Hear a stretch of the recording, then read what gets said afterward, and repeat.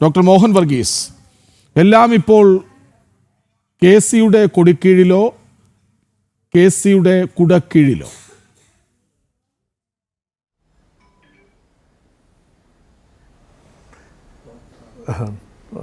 ഇവിടെ K C Venugopal എന്ന വ്യക്തിയുടെ പേര് കോൺഗ്രസ് രാഷ്ട്രീയത്തിൽ അനിഷേധ്യമായ ഒരു സ്ഥാനമാണുള്ളത്. ഇപ്പോൾ നിലവിൽ ഹൈക്കമാൻഡ് കഴിഞ്ഞാൽ പിന്നെ ഹൈക്കമാൻഡ് എന്ന് പറയുന്നത് ഗാന്ധി നെഹ്റു ഫാമിലിയിലെ 3 പേർ, സോണിയാഗാന്ധി, പ്രിയങ്ക ഗാന്ധി, രാഹുൽ ഗാന്ധി കഴിഞ്ഞാൽ പിന്നെ കോൺഗ്രസിൻ്റെ ദേശീയ തലത്തിൽ ഏറ്റവും തലയെടുപ്പുള്ള ശക്തനായ നേതാവും സംഘടനയുടെ ഓൾ ഇന്ത്യ രാഷ്ട്രീയകാര്യ ജനറൽ സെക്രട്ടറിയുമാണ്.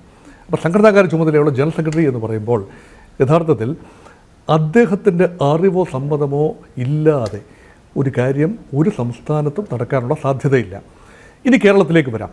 കേരളത്തിലെ KPCCയിൽ, കേരളത്തിലെ കോൺഗ്രസ് പാർട്ടിയിൽ എക്കാലത്തും ഗ്രൂപ്പുകൾ ഉണ്ടായിരുന്നു. അത് ഗ്രൂപ്പുകൾ തമ്മിലുള്ള മത്സരം ആരോഗ്യപരമായും അനാരോഗ്യപരമായും മുന്നോട്ട് കൊണ്ടുപോയിരുന്നു. ഗ്രൂപ്പുകളില്ലാത്ത കോൺഗ്രസിനെ കുറിച്ച് ഒരു കാരണവശാലും മലയാളിക്ക് ചിന്തിക്കാനേ ആവില്ല.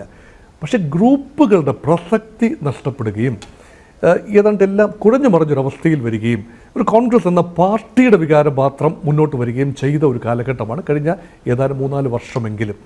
അപ്പോൾ ആ ഒരു വാക്യൂമിലേക്കാണ് പരമ്പരാഗത A ഗ്രൂപ്പ്, I ഗ്രൂപ്പ് അംഗങ്ങൾ അത്ര സജീവമല്ലാതെയാവുകയും അങ്ങനെ ഒരു 3-ാം ഗ്രൂപ്പ്, എന്തൊരു ഗ്രൂപ്പ് അങ്ങനെ കാര്യമായി ഇല്ലാതിരിക്കുകയും കെ സിയുടെ ഗ്രൂപ്പിനെയാണ് പലപ്പോഴും ഇപ്പോൾ 3-ാം ഗ്രൂപ്പ് എന്ന് പറയുന്നത്. അങ്ങനെ ഒരു ഗ്രൂപ്പ് ഒരു സങ്കല്പം മാത്രമായിരുന്നു. ആ ഇടത്ത് നിന്നാണ് റാഡിക്കൽ ചേഞ്ചസ് ഉണ്ടാകുന്നത്, ഗ്രൂപ്പ് സമവാക്യങ്ങളിൽ കാര്യമായ മാറ്റങ്ങൾ ഉണ്ടാകുന്നത് അപ്പോഴാണ്. യഥാർത്ഥത്തിൽ കെ സി ആണ് താരം എന്ന് പറയുമ്പോൾ കെ സിയെ മാറ്റി നിർത്തി ഇപ്പോൾ നിലവിൽ കേരളത്തിലെ കോൺഗ്രസ് ചരിത്രത്തെ കാണാനാവില്ല. കാരണം കെ സി ഒരുപക്ഷെ ലോക്സഭാ മെമ്പറായിരിക്കാം, ആലപ്പുഴയെ പ്രതിനിധാനം ചെയ്ത ലോക്സഭാ മെമ്പറായിരിക്കാം. അതുകൊണ്ട് കേരളത്തിൻ്റെ രാഷ്ട്രീയത്തിൽ ഇടപെടില്ല എന്ന് കരുതിയെങ്കിൽ തെറ്റി. യഥാർത്ഥത്തിൽ ഈ പ്രതിപക്ഷ നേതാവ് VD സതീശൻ യുവ ബ്രിഗേഡിൻ്റെ, യങ് ബ്രിഗേഡ് എന്ന് പറയുന്ന രാഹുൽ മാങ്കൂട്ടത്തിലും ഷാഫി പറമ്പിലും ഒക്കെയുള്ള ഒരു വിഭാഗം, ആ വിഭാഗം പ്രതിപക്ഷ നേതാവ് VD സതീശനോട് ഏറെ അടുത്ത് നിൽക്കുന്നു. കഴിഞ്ഞ 1-2 വർഷത്തെ ഒരു രാഷ്ട്രീയ ചിത്രം അങ്ങനെയാണ്. അപ്പോൾ അങ്ങനെ ഒരു ഗ്രൂപ്പ് എന്ന് പറയുന്നത് ശരിയല്ല എങ്കിലും ഈ വിശാല I ഗ്രൂപ്പിൻ്റെ ഭാഗമായിരുന്നല്ലോ VD സതീശൻ. ഇപ്പോൾ അങ്ങനെയുള്ള ഗ്രൂപ്പുകൾ പ്രസക്തമല്ലാത്തതുകൊണ്ട് VDയോടൊപ്പം നിന്ന ആളുകൾ രാഹുൽ മാങ്കൂട്ടത്തിൽ ഒരു വിഷയത്തിൽപ്പെട്ടപ്പോൾ VD സതീശനെടുത്ത നിലപാടിനോട് കഠിനമായ വിയോജിപ്പുള്ള, ആഭ്യന്തരമായിട്ടെങ്കിലും ആ വിയോജിപ്പ് പുറത്തു പറയുന്നില്ല എങ്കിൽ പോലും വേണ്ട സമയത്ത് രാഹുൽ മാങ്കൂട്ടത്തിനെ അത്യാവശ്യം സംരക്ഷിച്ചില്ല, CPM മാതൃകയിൽ സംരക്ഷിച്ചില്ല എന്ന ഒരു പരിഭവമുള്ള കുറേ പേരെങ്കിലും ഒന്നുകിൽ ആ VD സതീശനുമായി ചെറിയ അകലം പാലിക്കുകയും കെ സി വേണുഗോപാലിനോട് ഗാൽവനൈസ് ചെയ്യുക എന്നതായിരുന്നു ഈ റൗണ്ട് തർക്കങ്ങളുടെ തുടക്കം. അത് ഒരു പൊട്ടിത്തെറിയിൽ എത്തി നിൽക്കുന്നതിൻ്റെ ഒരു സാഹചര്യം യൂത്ത് കോൺഗ്രസിൻ്റെ സംഘടന അബിൻ വർക്കി എന്ന വൈസ് പ്രസിഡന്റിനെ പ്രസിഡന്റ് പദത്തിലേക്ക് പരിഗണിക്കാതെ ഇരിക്കുകയും തെരഞ്ഞെടുപ്പിൽ അബിൻ വർക്കിയേക്കാൾ വളരെ താഴെ കേവലം 19,000 വോട്ടുകൾ മാത്രം നേടിയ OJ ജനീഷിനെ സംഘടനയുടെ തലപ്പത്തേക്ക്, യൂത്ത് കോൺഗ്രസിൻ്റെ തലപ്പത്തേക്ക് കൊണ്ടുവരികയും മത്സരിക്കുക പോലും ചെയ്യാത്ത ഒരാളെ, ബിനു ചുള്ളിയിലിനെ ആദ്യമായി പ്രഥമമായി സൃഷ്ടിച്ച സംഘടനയുടെ ഒരു വർക്കിംഗ് പ്രസിഡന്റ് എന്ന ചുമതലയിലേക്ക് കൊണ്ടുവരികയൊക്കെ ചെയ്തപ്പോൾ ഒരു KC ടച്ച് ഇവിടെ ആരോപിച്ചു. അത് ഒട്ടൊക്കെ ശരിയാണ് താനും. കാരണം പോഷക സംഘടനകളുടെ എല്ലാം തലപ്പത്ത് നോക്കൂ, മഹിളാ കോൺഗ്രസിൻ്റെ തലപ്പത്ത് ഷാനിമോൾ, ജബി മേത്തർ ഉണ്ട്. അതുപോലെ KSUവിൻ്റെ തലപ്പത്ത് അലോഷ്യസ് സേവിയർ ഉണ്ട്.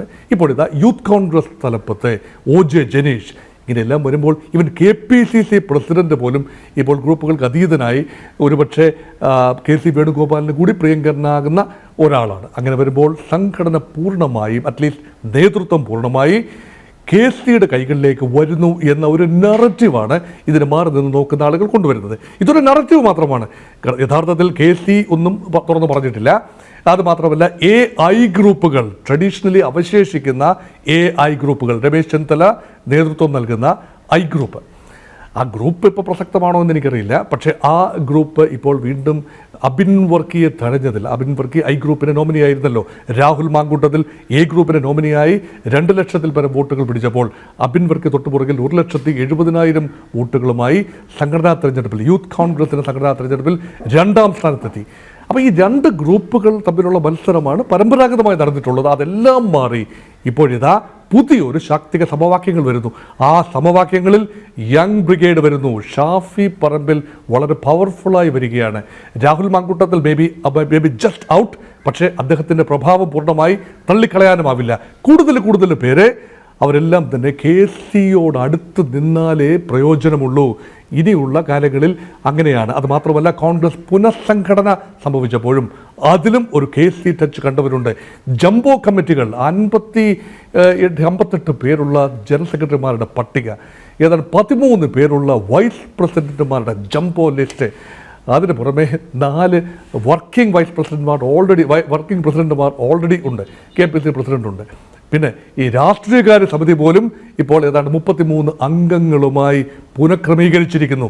ഇങ്ങനെയുള്ള ഹെവി വെയ്റ്റ് ബോഡീസ്, ഇതൊക്കെ എത്രത്തോളം അഭികാമ്യമാണ്? ഇതിലൊക്കെ ഇഷ്ടക്കാരെ തിരികെ എന്ന ആരോപണമുണ്ട്. ഒരു പരിധിവരെ അബിൻ വർക്കിയും ചാണ്ടി ഉമ്മനും കെ മുരളീധരൻ പോലും തൻ്റെ യാത്ര ഇടയ്ക്ക് വെച്ച് ഒന്ന് നിർത്തിവെച്ച് ഗുരുവായൂർ പോയി ഒന്ന് തൊഴുതിട്ട് തിരിച്ചു വന്നു. അത് ചെറിയ രീതിയിലുള്ള പ്രതിഷേധമാണ് എന്ന് പലരും കരുതുന്നു.